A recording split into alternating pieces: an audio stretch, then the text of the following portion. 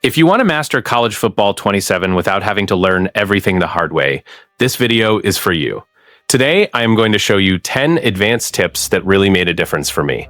So stay until the end because there is a tip here that I used to ignore, but it made a brutal difference in my matches. I am Matthew, and the video is about to start. A tip that I really think is essential is mastering the advanced passing system with placement and accuracy. In practice, this completely changes the way you attack through the air, because you stop just throwing the ball to the receiver and start commanding exactly where it will land. And honestly, it is this kind of detail that separates an okay pass from an explosive play. What I like most about this mechanic is that it gives you much more control over the play. You can lead the ball forward, place it on the outside to evade the defender, or adjust the pass in a way that truly favors the receiver. When you begin to understand this, the passing game becomes much smarter and more dangerous, because you start exploiting spaces instead of relying solely on open routes. And that is where another part comes in that I think makes all the difference, combining this with timing-based catching. When the pass comes with precision and the catch also requires a good reaction time, the plays become cleaner and safer. In my view, this combination is one of the biggest evolutions in the game, because it rewards those who play with calmness, reading, and execution, and not just those who press buttons without thinking. If you really want to gain confidence with this, the best path is to go to the skills trainer and repeat it until the movement becomes automatic. At first, it might feel strange to move away from traditional passing, but once you get the hang of it, you realize that offensive control increases significantly. And I would even say that if you ignore this mechanic, you will be leaving one of the game's biggest advantages on the table. When you activate the defensive heat seeker assist with the window at 200%, the game helps the defender stick better to the ball carrier in the final moments of the tackle, which greatly reduces those timing errors where you fly right past and give away free yards. In practice, this makes a significant difference for those who like to control the defense manually, but still want a margin of safety. I see this setting as an excellent middle ground. You remain in control of the play, but with extra help when it comes to finalizing the tackle or attempting a more aggressive interception. This makes the defense more consistent without turning the game into something too automatic. What I like most about this option is that it helps precisely during the moments when the match usually slips out of control, especially in the open field. How many times have we seen a defender get there perfectly, miss the angle by a hair, and let the runner escape? With this assistance turned on, you significantly decrease this type of silly mistake and start turning more pursuits into actual tackles. I would even say this is one of those settings that seem small but change your performance quite a bit throughout the match. If you are still adapting to the game or want to make your defense more stable right away, it is highly worth testing this at the 200% limit. In the end, defending well is also about consistency, and this tip helps exactly with that. A tip that I think is very smart is creating quick adjustment macros. This saves time and makes your decision-making much more fluid, because instead of moving player by player before the snap, you line up with everything practically ready. And honestly, in competitive gaming, this kind of time saving makes a huge difference. What catches my attention the most about this idea is how it improves your game rhythm. When you already have saved combinations for offense and defense, you stop improvising under pressure and start responding with more consistency to what the opponent is doing. To me, this is the type of adjustment that makes you look much more prepared, even without having to overthink it at the moment. On defense, this is even more useful because it helps you change the play read without that last-second chaos. You can have macros for coverages, pressure, containment, or specific adjustments against certain types of formations, and this makes your reaction much faster. On offense, the same logic applies. You go in with ready plans and manage to accelerate the game without losing organization. I see this feature as a way to transform knowledge into practical execution. It does no good to know what to do if you take too long to apply it, and that is exactly where macros shine. To me, whoever masters this type of resource starts playing a much smarter football, because they stop just reacting and start commanding the tempo of the match. If you like playing on defense and enjoy making last-minute adjustments, this tip can make a huge difference. I really think that tweaking the switch stick delay is one of those small changes that seem simple, but that leave your control much more reliable at the most important moment of the play. The idea here is to set this configuration to slight or none, because this reduces the chance of you accidentally switching defenders right at the snap. And, being honest, this is exactly the type of mistake that opens an easy route for the opponent and transforms a good defense into a confused defense in seconds. For those who already have experience playing defensively, this is almost mandatory. When you are trying to react quickly, any delay or accidental switch can ruin your positioning, so leaving the command more direct helps a lot in maintaining control of the player you actually wanted to use. This is one of those tips that do not draw much attention at first glance, but that elevate your defensive level significantly. If you feel like your defense sometimes slips away at the moment of the snap, adjusting the switch stick delay might be exactly the missing detail to make your game cleaner and much more precise. Man, I am going to be very direct with you. If you are skipping the skills trainer and open practice to go straight to Dynasty or Road to Glory, you are leaving an absurdly powerful tool on the table. I did this in the first few days, I admit, but after I stopped to test it properly, I saw that these practice modes are the true secret to dominating the field in college football 27. It seems like basic stuff, but the more experienced crowd is already using this as a private laboratory. Look, playing the minigames is not just about keeping a nice collection of bronze, silver, and gold medals on your account. In reality, they function as a genuine reaction time simulator. The skills trainer breaks down the game's core mechanics into guided tutorials, and the minigames put you under pressure to execute with precision. When you repeat this, your brain starts recognizing reading patterns long before the ball is snapped, and that makes all the difference at the moment of action. Now, open practice is where the magic really happens. You can set up exactly the defense you want to face, test which routes break zone coverages and which ones work best against man-to-man, all without losing possession or taking a sack in the middle of a match that matters.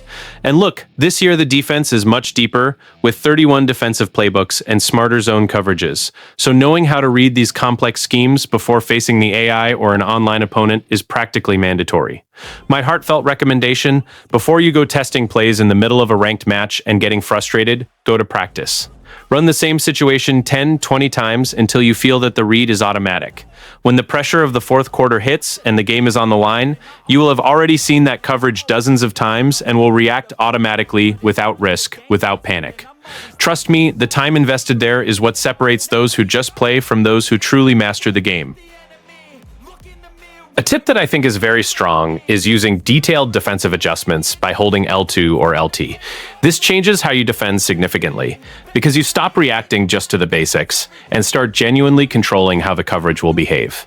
To me, it is the type of feature that separates an ordinary defense from a defense that seems to always be a step ahead. The most interesting aspect is the amount of control these options give over shade, aggressiveness, and zone fits. Instead of relying only on the chosen playbook, you manage to shape your defense's response according to what the offense is showing. I really like this feeling of being able to pull the defense into the style of the play, because it makes every snap feel more strategic and less automatic. When you combine this with smart zones and the new defensive playbooks, the impact becomes even greater. These tools help close spaces against the run and also make passing much more difficult, especially when the opponent tries to abuse the same routes or the same reads. In my view, this type of adjustment is what makes the defense start functioning as a unit, and not just as loose pieces on the field. I see this tip as one of the most important for anyone who wants to defend at a high level. It is not just about pressing buttons faster, but about reading the offense better and responding with intention. And honestly, when you start using these adjustments with confidence, the defensive game becomes much heavier for the opponent. I need to tell you something that has already cost me important victories in Dynasty. Ignoring the wear and tear system is practically the end of a season.